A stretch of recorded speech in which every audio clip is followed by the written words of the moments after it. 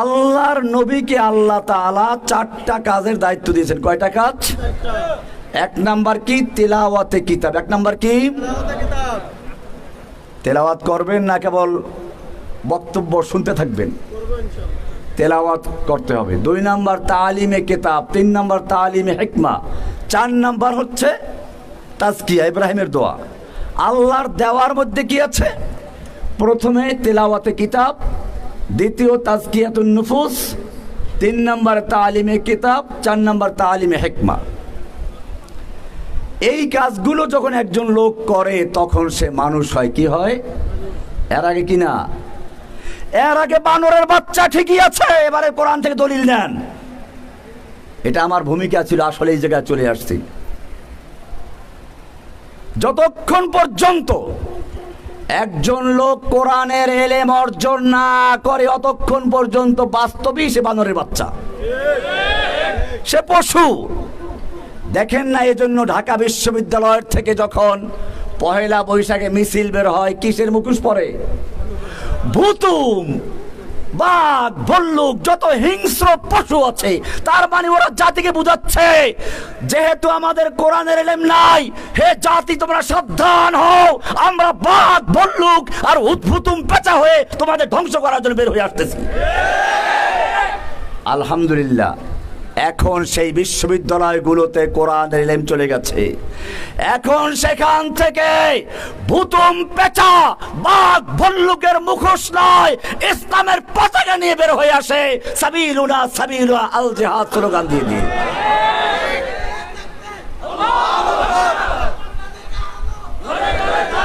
এবারে কোরআনে দলিল নেন। আমি যেটা বললাম যে আসলে কোন জায়গায় রহস্যটা আছে। আর রহমান সূরা মুখস্থ আছে না? কোরআন বুঝে শুনে পড়বেন। আর রহমান আল্লাহর নাম। আর রহমান আল্লামাল কোরআন, রহমান শিক্ষা দিয়েছেন কোরআন। রহমান কারে শিক্ষা দিল? কোরআন কাকে শিক্ষা দিলেন? উল্লেখ নাই। পরে বলছেন খালাকাল ইনসান, মানুষ সৃষ্টি করেছেন। এখানে তো উল্টো হয়ে গেল। মানুষ সৃষ্টি আগে হইয়া তারপরে কোরআন শিখে, না কোরআন শিখে তারপরে মানুষ সৃষ্টি? কোনটা? আপনারা কি কোরআন শিখে দুনিয়া আসছেন, না দুনিয়া আসার পরে শিখেছেন? সোজা কথা বুঝেন নাই তো। কোরআন কি বলে? এখানেও তো উল্টা, সব তো উল্টা পাল্টা নাকি? আল্লাহ এখানে কি বলছেন? আর রহমান আল্লামাল কোরআন, রহমান শিক্ষা দিয়েছেন কোরআন। তারপরে বলছেন খালাকাল ইনসান, ইনসান সৃষ্টি করেছেন। ও রব্বুল আলামিন, আমরা দেখি মানুষ আগে সৃষ্টি হয়, ইনসান দুনিয়াতে আগে আসে, তারপরে কোরআন পড়াতে হয়, মক্তবে পিটান খেতে হয়, কত কষ্ট করতে হয়। এত কষ্ট করে আমরা কোরআন শিখি, আর তুমি বললা কি আল্লামাল কোরআন, কোরআন শিক্ষা দিয়েছ, খালাকাল ইনসান, তারপরে সৃষ্টি করেছ। আল্লাহর কোরআনে ভুল নেই, তোমার বুঝতে ভুল হয়েছে। এর মানে হচ্ছে মানুষ যদিও দুনিয়াতে সৃষ্টি হয়ে আগে, জন্মগ্রহণ করে আগে, যতক্ষণ পর্যন্ত আল্লামাল কোরআনের জ্ঞান অর্জন না করে, কোরআনের নূর সিনার ভিতরে না আসে, অতক্ষণ পর্যন্ত সে মানুষ হয় না। সে বাঘ হয়, ভল্লুক হয়, ভুতুম হয়, পেঁচা হয়, মানুষ হয় না। সেজন্য আল্লাহ তাআলা বলেছেন আল্লামাল কোরআন আগে, তারপরে খালাকাল ইনসান। কোরআন শিক্ষা করার পরে প্রকৃত মানুষ হয়, এর আগে যে মানুষটা, ওই মানুষটা প্রকৃত মানুষ নয়। আর রহমান আল্লামাল কোরআন খালাকাল ইনসান। এখন বুঝে আসছে? তাহলে কোরআনের শিক্ষার আগ পর্যন্ত কি? ভুতুম, পেঁচা, হনুমান, ভল্লুক, উল্লুক, গাধা, যা বলতে পারেন। কারণ ওরা তো নিজেদেরকে নিজেরা বান্দরের বাচ্চা বলে। আমাদের বলতে সমস্যা আছে কিছু? এমনি বান্দরের বাচ্চা বলে দেখেন না, তেলে বেগুনে জ্বলে উঠবে। ওই বেটা জ্বলিস কি জন্য? তুই তো নিজেই দাবি করছিস বান্দরের বাচ্চা। এটা পরিষ্কার থাকতে হবে। আল্লাহর কোরআন হচ্ছে সেই ওহী, নূর, আলো। এই বই মেলার মাধ্যমে আলো ছড়ানো হয়। বই মেলায় বক্তব্য দিচ্ছি তো এই জন্য এই কথাগুলো বললাম। বই মেলা, বই কি? আলো। কিতাব কি? এই আলোর দ্বারা নিজেদের অন্তরকে প্রজ্বলিত করবেন। যতক্ষণ পর্যন্ত এলেম অর্জন না হবে অতক্ষণ পর্যন্ত আপনি আসলে মানুষই না, আপনি পশু। এলেম অর্জন করা, আপনারা এলমে নববীর ধারক বাহক, মনে রাখতে আপনার পরিচয় কি? আমি একটা শের প্রত্যেক জায়গায় বলে থাকি, প্রায় জায়গায় তালেব এলেমদেরকে পেলে আপনাদেরকেও বলছি, যেহেতু আজকের এটা বিশেষ কোনো ওয়াজ মাহফিল না, এটা একটা বিশেষ লোকদের সম্মেলন। ক্রিম যারা দায়ী, আপনাদেরকে উদ্দেশ্য করে শারেহে বুখারী ইমাম ইবনে হাজার আসকালানী রাহমাতুল্লাহ আলাইহি বলেছেন, ইয়া তালিবি ইলমিন নবী মুহাম্মাদিন মা আনতুম ওয়া সাওয়াকুম বিসাওয়াইন। ওহে ইলমে নববীর শিক্ষার্থীরা, তোমরা নিজেদেরকে চিনে রেখো, হুয়া জাতাবাকুম, আল্লাহ তোমাদেরকে নির্বাচিত করেছেন, বাছাই করেছেন। তোমরা এবং তোমাদের বাইরে যারা তারা এক নও। তোমরা এবং তোমাদের বাইরে যারা, তোমরা কার সৈনিক? দলিল আছে? দলিল নাই। কি মুসিবত আপনাদের, কি এখনো দলিল নাই? স্পষ্ট দলিল কোরআনে, ওয়ালিল্লাহি জুনুদুস সামাওয়াতি ওয়াল আরদ, সূরা আল ফাতর আয়াত। আল্লাহ বলেছেন ওয়ালিল্লাহি জুনুদুস সামাওয়াতি ওয়াল আরদ, আল্লাহর রয়েছে সৈনিক আসমানে এবং জমিনে। আসমানের সৈনিক কারা? জমিনের সৈনিক কারা? জমিনের সৈনিক কারা? আপনারা। লা তাসালনি মান আনা, লা তাসালনি, লা তাসালনি মান আনা, আমাকে জিজ্ঞেস করো না আমি কে। আনা মিন জুন্দিস সামা, আমি আসমানের সৈনিক। কার সৈনিক? আমার পরিচয় হচ্ছে আমি আসমানের সৈনিক। এইটা যখন তুমি বুঝতে পারবে, তোমার উপরে যত অত্যাচার জুলুম আসুক না কেন, জালিমরা তোমার দেহকে নিস্তেজ করতে পারবে। আমার হাঁটু নিস্তেজ হয়ে গেছে, দেহ নিস্তেজ হয়ে গেছে, ঠিক আছে, কিন্তু আমি মনে করি আমার ইমানি চেতনার মধ্যে সামান্য পরিবর্তন করতে পারে নাই। এটা সাহাবীদের যুগ না। আপনারা জানেন আমার চেয়ে বড় পরীক্ষার সম্মুখীন হয়েছেন কোন পুরুষ না, একজন নারী। ডক্টর আফিয়া সিদ্দিকা, নাম শুনেছেন? 18টা তার ডক্টরেট ডিগ্রি আছে, কোরআনে হাফেজ মহিলা। নির্যাতন করে করে এত দুর্বল করা হয়েছে, হুইল চেয়ারে করে তাকে আদালতে নেওয়া হচ্ছে। চোখ দুটো খোলার পর্যন্ত ক্ষমতা নাই, শক্তি নাই। আইনজীবীকে ইশারা করে বলতেছে হিজাব, হিজাব। আদালতে ওঠার সময় হিজাব চাচ্ছে, আপনারা দেখেছেন পত্রপত্রিকায়। আমেরিকার আইনজীবীরা গবেষণা করতে লাগলো, এই মহিলা চলতে পারে না, উঠতে পারে না, বসতে পারে না, চক্ষু পর্যন্ত খোলার খবর শক্তি নাই, এমন অবস্থায়ও সে বলতেছে হিজাব, হিজাব। মানিটা কি? ওদের মধ্যে একজন উত্তর দিচ্ছে, তোমরা ডক্টর আফিয়া সিদ্দিকাকে নির্যাতন করেছ, তার দেহকে নিস্তেজ করে দিয়েছ, তাকে ক্ষুধার্ত রেখেছ, কিন্তু জেনে রাখো তার দেহকে তোমরা যতই নিস্তেজ করেছ, তার ঈমানি শক্তি ততই শক্তিশালী হয়েছে। সেজন্য সে এখনো হেজাব, হেজাব চায়। এটাই মুমিনদের আসল পরিচয়। পরীক্ষা আসবে, বুঝে শুনে ময়দানে আসো। কেবল তোমারা জোশ করতা থা, হামারা নারা লাগতা থা, এটা না। ধরা পড়লে যখন টানাইয়া দুইটা বাড়ি মারে, তখন বলে কি জসিমউদ্দিন রহমানী সাহেবের লেকচার শুনে আমি জিহাদে উদ্বুদ্ধ হয়েছিলাম, ভুল করেছি স্যার, মাফ করে দেন। একে বুঝে শুনে এসেছে? একটু আগে আমাদের এই ভাইরা ছিল, বলতেছিলাম সূরা ইউসুফের শেষ পৃষ্ঠার আয়াত, কুল হাযিহি সাবিলি আদউ ইলাল্লাহ আলা বাসীরা, আলা আনা ওমান ইত্তাবানি। আল্লাহ তাআলা বলছেন তার রাসূলকে বল, আপনি স্পষ্ট জানিয়ে দিন আপনার উম্মতদেরকে, আপনার উম্মতদেরকে জানিয়ে দিন যারা আপনার পথে আসতে চায় তারা যেন বুঝে শুনে আসে, আন্দাজে না আসে। হাদিহি সাবিলি, এটাই হচ্ছে আমার রাস্তা। কি সেটা? আদউ ইলাল্লাহ, আমি ডাকি আল্লাহর দিকে। কার দিকে ডাকবো? কার দিকে? না কোনো পীরের মুরিদ হওয়ার জন্য, না কোনো দলের দিকে সদস্য হওয়ার জন্য।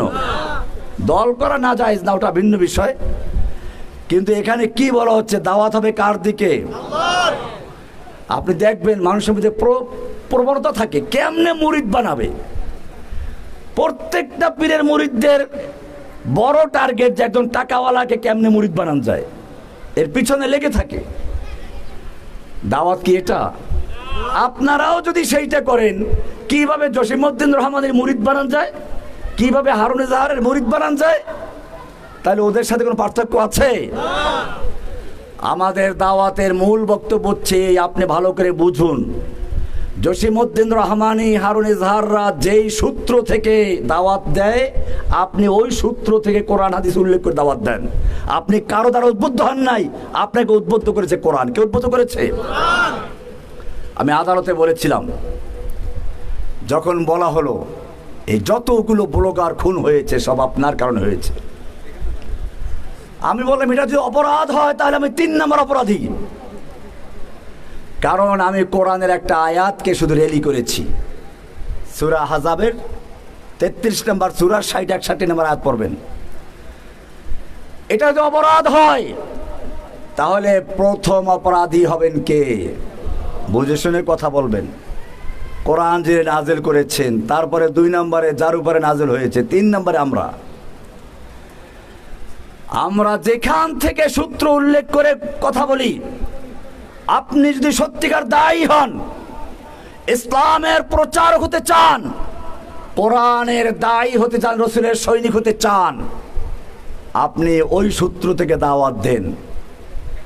এরপরে আল্লাহ তাআলা বলছেন, হাদিহি সাবিলি আদউ ইলাল্লাহ, ডাকবো কার দিকে? না কোনো পীরের দিকে, কোনো দলের দিকে। আদউ ইলাল্লাহ আলা বাসীরা, জেনে বুঝে। এই দাওয়াত দিতে গেলে বিপদ আসবে। এই দাওয়াত যিনি সর্বপ্রথম শুরু করেছেন, যার উপরে বললাম উতার কর হেরা সে সোয়ে কওম আয়া और एक नुस्खाए कीमिया साथ लाया। ইকরা নিয়ে যে আসলো, ইকরা নিয়ে আসলেন, খাদিজার কাছে এসে বললেন, জাম্মিলুনি জাম্মিলুনি, আমাকে কম্বল দাও কম্বল দাও, আমি ভয় পাচ্ছি, হয়তো মরে যাব। খাদিজা নিয়ে গেলেন তার চাচাতো ভাই ওরাকা বিন নওফলের কাছে, যে দেখো তোমার ভাইয়ের ছেলের কি হয়েছে। ওরাকা বিন নওফল সব শুনলো। কি মন্তব্য করেছিল জানা আছে?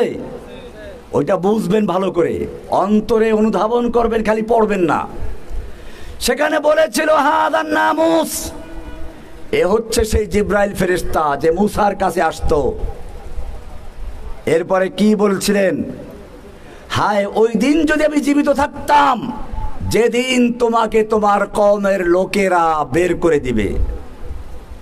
আল্লাহর নবী আশ্চর্য হয়ে গেলেন।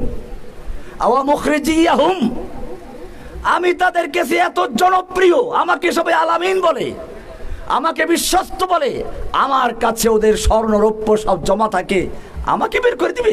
কি বলতো তুমি এটা? ওই লোকটা কি বলেছিল? তোমার আগে যারা এসেছে এই দাওয়াত নিয়ে, তাদের প্রত্যেকের সঙ্গে শত্রুতা করা হয়েছে। এরপরে তিনি বলেছিলেন, হায় আমি যদি ওই দিন জীবিত থাকতাম তাহলে আমি তোমাকে আমার পূর্ণ শক্তি দিয়ে সাহায্য করতাম। ওরাকা বিন নওফল কয়েকদিন পরে মারা গেছে, কিন্তু পরে তা হয়েছে না। আল্লাহর নবী সাল্লাল্লাহু আলাইহি ওয়াসাল্লাম 3 বছর পর্যন্ত গোপনে দাওয়াত দিলেন। আল্লাহর নির্দেশ এসে গেল, ফাসদা বিমা তুমার, তোমার উপরে যা আদেশ হয়েছে তা প্রকাশ্যে দাওয়াত শুরু করো। আল্লাহর নবী সাফা পাহাড়ে গেলেন, ইতিহাস লম্বা, আমি সব বলছি না। সাফা পাহাড়কে ডাক দিলেন, সব নেতারা এসে গেল। আল্লাহর নবী বললেন, ওহে মক্কার নেতারা, আজকে আমি যদি বলি এই পাহাড়ের অপর প্রান্তে তোমাদের শত্রু বাহিনী ওত পেতে বসে আছে, তোমরা কি আমার কথা বিশ্বাস করবে? মক্কার নেতারা এক বাক্যে বলে উঠল, অবশ্যই বিশ্বাস করব, কারণ মা জাররাবনাকা কাযিবান কত্তু, আমরা তোমার থেকে কখনো মিথ্যা শোনার অভিজ্ঞতা অর্জন করি নাই। কি ফাসিবলিক শব্দ, বুঝছেন?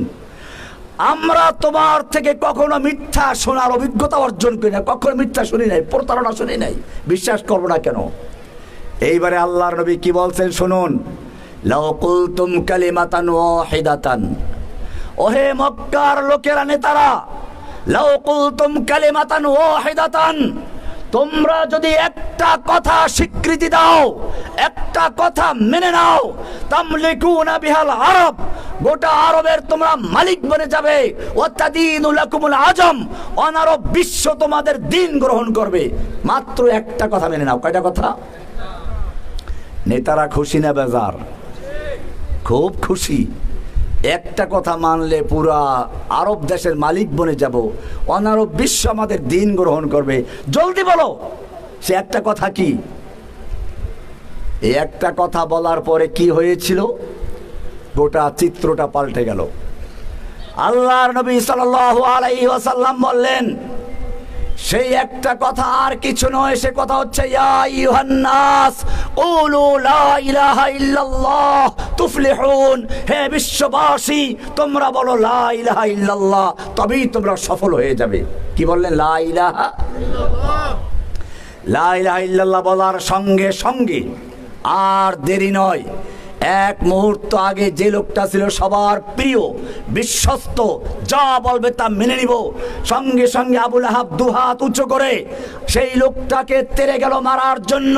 গোটা মজলিস লন্ডভন্ড হয়ে গেল। আল্লাহর নবীর পক্ষে একটা লোক দাঁড়ালো না, সব পালিয়ে গেল। কারণ কি? নেতারা পক্ষে নাই। এর পক্ষে গেলে তো এখন আর কথা বলার সুযোগ নেই, আমার সব কিছু হারাতে হবে। আমরা যখন জেলে গেলাম, আমাদের পক্ষে বলার কোনো লোক নাই, বললে যদি জঙ্গি ট্যাগ লেগে যায়। আমার ধন্যবাদ জানাতে হয় একজন সাংবাদিককে, বিদেশে থাকে, ইলিয়াস হোসেন নাম। আমার সাথে তার কোনো পরিচয় ছিল না, নাইও, জানি না, শুনি না, কিন্তু জেলখানায় বসে তার একটা বক্তব্য শুনলাম, মনটা ভরে গেল যে আমার পক্ষে বলার মতো একজন লোক পাওয়া গেছে। অবশ্য তারপরে অনেকেই বলেছে। আল্লাহর নবী সাল্লাল্লাহু আলাইহি ওয়াসাল্লাম যখন লা ইলাহার ঘোষণা করলেন, সব নেতারা ক্ষেপে গেল, সব বন্ধুরা বিপক্ষে চলে গেল, একটা লোক পক্ষে দাঁড়াতে পারলো না। আল্লাহর নবী মনক্ষুণ্ণ হয়ে ঘরে চলে গেলেন। আল্লাহ তাআলা দেখতে পাচ্ছেন কিনা, সান্ত্বনা দিয়েছেন কিনা? তাব্বাত ইয়াদা আবি লাহাবিন ওয়া তাব্বা। আমার ভাইয়েরা, শুধু এখানেই নয়, আপনাকে মনে রাখতে হবে, এই কাজ করতে গেলে, আল্লাহর নবীর সুন্নাহ মানতে গেলে, আপনি পাতলা ফিনফিনে জামা গায়ে দিয়ে আতর গোলাপ পরে বসে থাকতে পারেন, আর মনে মনে ভাবলেন আমাদের হুজুর তো জেলখানায় যায় না, ওরা আমাদের হুজুরের বদদোয়ায় জেল চলে গেছে। ওই যে আছে না, ইল্লা আতারাকা বাদু আলিহাতিনা, নবীদের যখন কোনো বিপদ আসতো তখন ওই কুফাররা বলতো কি, আমাদের কোনো ইলাহ, কোনো দেবতা, আমাদের কোনো দেব দেবী তার উপরে বদদোয়া দিয়েছে, তাই সে বিপদে পড়েছে। ইল্লা আতারাকা বাদু, জেনে রাখো তোমার আমার চেয়ে আল্লাহর নবীর চেহারা অনেক সুন্দর ছিল, তোমার আমার চেয়ে আল্লাহর নবীর ইবাদত বেশি ছিল, তোমার আমার চেয়ে আল্লাহর নবী আল্লাহর কাছে অনেক প্রিয় ছিল। আল্লাহর নবী রাস্তায় চলতে গেলে মেঘমালা এসে ছায়া দেয়, নবীর উপর দিয়ে কেউ চলতে গেলে ওহী নাযিল হয়ে যায়। লা তুকদ্দিমু বাইনা ইয়াদাইল্লাহি ওয়া রাসূলিহি, খবরদার নবীর সামনে কেউ চলতে যেও না, নবীর চেয়ে জোরে কেউ কথা বলতে যেও না, নবীর চেয়ে আওয়াজ উঁচু হয়ে গেলে বলা হয় ইয়া আইয়ুহাল্লাযীনা আমানু লা তারফাউ আসওয়াতাকুম ফাওকা সাওতিন নাবিয়্যি ওয়া লা তাজহারু লাহ। খবরদার নবীর আওয়াজের চেয়ে জোরে কথা বলবি না, সব আমল বরবাদ হয়ে যাবে। কি ভালোবাসা দেখেছেন। শুধু এই পর্যন্তই নয়, নবী রাত ভর ইবাদত করছেন, কয় না এত দরকার নাই। ইয়া আইয়ুহাল মুযাম্মিল কুমিল লাইলা ইল্লা কালিলা নিসফাহু আও ইনকুস মিনহু কালিলা আও জিদ আলাইহি ওয়ারাত্তিলিল কুরআনা তারতিলা। আপনি ইবাদত করুন, রাতের কিছু অংশ ঘুমাতে থাকুন, অর্ধেক বা তার চেয়ে বেশি। আপনি যেমন সারা রাত্র ইবাদত করলে খুশি হন, আমি আল্লাহ আপনাকে কিছুক্ষণ ঘুমান্ত দেখলেও খুশি হই। জোরে বলুন সুবহানাল্লাহ। কি মায়া, কি ভালোবাসা, এত ভালোবাসা। এই নবীকে যখন তায়েফের ময়দানে পাথর মারা হচ্ছিল, আল্লাহ দেখতে পাচ্ছিলেন কিনা? আল্লাহর ফিরাবার ক্ষমতা ছিল কিনা? উহুদের ময়দানে যখন তীর মারা হলো, লোহা টুপি ভেঙে মাথায় ঢুকে গেল, আল্লাহ দেখতে পাচ্ছিলেন কিনা?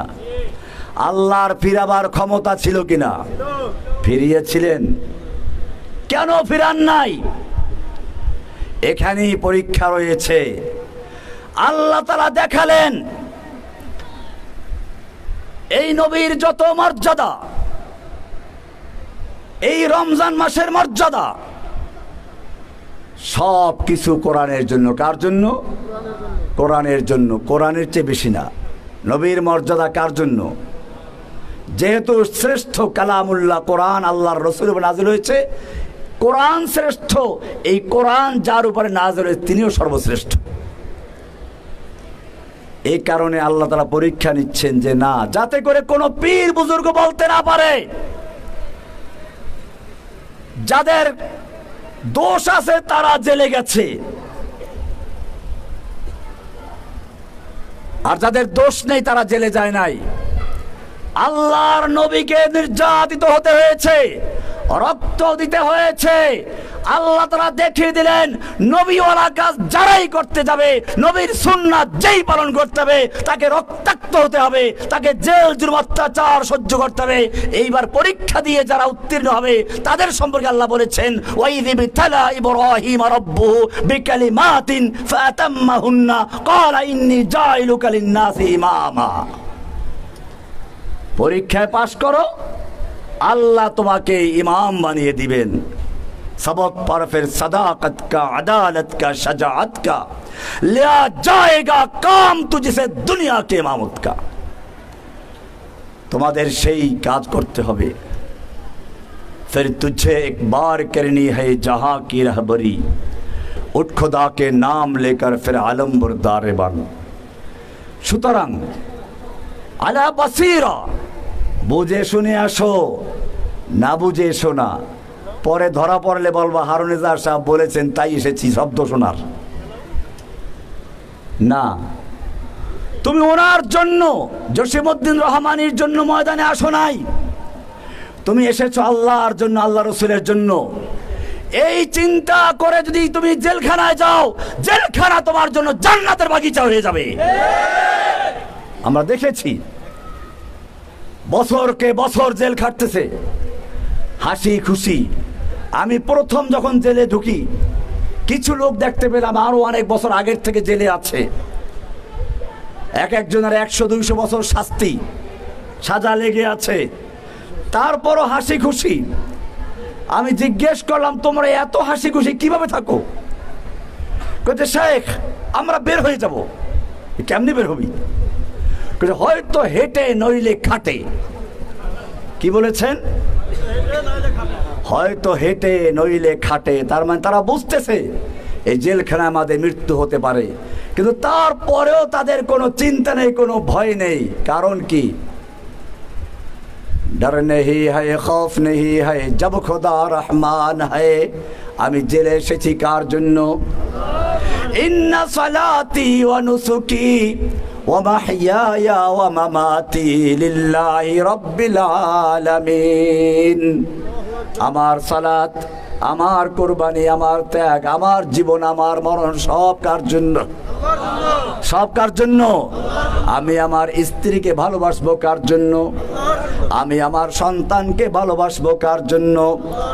আমি আমার মা বাপকে ভালোবাসবো কার জন্য? আমার আল্লাহ ভালোবাসতে বলেছেন, মা বাবার খেদমত করতে বলেছেন, তাই আল্লাহকে খুশি করার জন্য, আল্লাহর নির্দেশ পালন করার জন্য মা বাপকে খুশি করব। আমার স্ত্রীকে ভালোবাসবো কার জন্য? আল্লাহর নাম নিয়ে বিয়ে করেছি, আল্লাহকে সাক্ষী রেখে বিয়ে করেছি, আল্লাহর নির্দেশ পালন করেছি। সন্তানকে ভালোবাসবো কার জন্য? ইন্না সালাতি ওয়া নুসুকি ওয়া মাহইয়ায়া ওয়া মামাতি লিল্লাহি রাব্বিল আলামিন। বলো, আমার সালাত, আমার কুরবানি, আমার ত্যাগ, আমার জীবন, আমার মরণ সব কার জন্য? এইরকম কিছু লোকের প্রয়োজন আছে। আমি বলবো 2025 সালের মধ্যে আমাদের 5 লক্ষ দায়ী দরকার। কত? আর 2,30,000 সালে ইনশাল্লাহ 10 লাখ। কত লাখ? হারুন এজাহার সাহেবের নেতৃত্বে আপনার নাম লাগবেন, আমার নেতৃত্বে না। আমি নেতা না, আসলে আমি একটা লাইন দেখালাম। টার্গেট নিতে হবে এখন, কারণ এলোমেলো ভেড়া দিয়ে কোনো কাজ না। ভেড়ার পাল একটা বাড়ি মালে সব দৌড় দেয়, দেখেন নাই? লক্ষ লক্ষ জনতা ঢাকায় একাত্র হলো, রাতের বেলায় বাতি বন্ধ করে 3 দিক দিয়ে পিটান শুরু করলো, একদিক খোলা রাখলো, ভেড়ার পাল সব পালিয়ে গেল। এরকম পালাবেন আপনারা? এই মরনে ওয়ালোं के पीछे भागने वालों के आगे দরকার নাই। আমাদের দরকার যারা বলবে हम मरने वालों के आगे भागने वालों के पीछे। कदम बढ़ाओ शेर हमारे, हम तुम्हारे साथ हैं, आपके एक इशारे पर हम मरने को तैयार हैं, आपके एक इशारा पर हम। এই রকম লোকের দরকার, সেই লোকগুলোই আমরা চাচ্ছি। আমাদের লক্ষ লক্ষ লোকের দরকার নেই। লক্ষ লক্ষ লোক আমাদের সমাবেশে হাজির হোক, কোনো প্রয়োজন নেই। আমাদের দরকার ক্রিম। কি দরকার? ক্রিম দরকার, ক্রিম। দুনিয়ায় কাজের লোক অল্প থাকে। কি থাকে? সংসদে লোক বসে কয়জন? সংসদে কয়জন বসে? 300 আরো কিছু। 300 লোক যদি একটা আইন পাশ করে, সেটা আইন হয়ে যায়। আর যদি 3 লক্ষ লোকের সমাবেশ আমরা করি, আইন হবে? বুঝতে হবে। আমাদেরও প্রয়োজন। আমাদের এখন আর বড় বড় সমাবেশ করলে কাজ চলবে না। সুনির্দিষ্ট পরিকল্পনা নিয়ে, দিন বিজয়ের স্বপ্ন নিয়ে, নবীওয়ালা কাজ নিয়ে। নবীওয়ালা কাজ কি? 4টা কাজ বলেছি, ওইটা নবীওয়ালা কাজ না, ওটা হচ্ছে কাজের মূল কাজের সিঁড়ি। মূল কাজটা কি? ওটা আছে সূরা তওবার 33 নম্বর আয়াত, সূরা ফাতার 28 নম্বর আয়াত, সূরা সফের 9 নম্বর আয়াত। হুয়াল্লাযী আরসালা রাসূলাহু বিল হুদা ওয়া দীনিল হক লিইয়ুযহিরাহু আলাদ দীনি কুল্লিহি।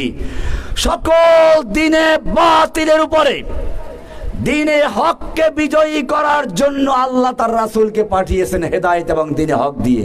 প্রশ্ন যদি করি আমি, লিমাযা আরসালাল্লাহু তাআলা রাসূলাহু বিল হুদা ওয়া দীনিল হক, কেন আল্লাহ তাআলা তার রাসূলকে হেদায়েত এবং দিনে হক দিয়ে প্রেরণ করেছেন? উত্তর কি হবে? বলো, লিইয়ুযহিরাহু আলাদ দীনি কুল্লিহি। কি জন্য? আল্লাহর জমিনে আল্লাহর দিনকে বিজয়ী করার জন্য, সমস্ত দিনে বাতিলের উপরে দিনে হককে বিজয়ী করার জন্য। সেই বিজয়ী করার জন্য একদল কর্মীর প্রয়োজন। সেই কর্মীগুলো আপনারা। কর্মীগুলো কারা? এখন থেকে নিজেরাও সেই কর্মী হবেন। আমরা 2025 সালের মধ্যে 5 লক্ষ যুবক চাই। কত? 5 লক্ষ যুবক আমাদের প্রথম টার্গেট। আর 2030 সালের মধ্যে কত? 10 লক্ষ কর্মী চাই, যারা মরনে ওয়ালোं के आगे भागने वालों के पीछे। আল্লাহ তাআলা আমাদের সকলকে তৌফিক দান করুন। ওয়া সাল্লাল্লাহু তাআলা আলা নবিয়িনা মুহাম্মদ ওয়া আলা আলিহি ওয়া সাহবিহি আজমাইন। আসসালামু আলাইকুম ওয়া রাহমাতুল্লাহি ওয়া বারাকাতুহু।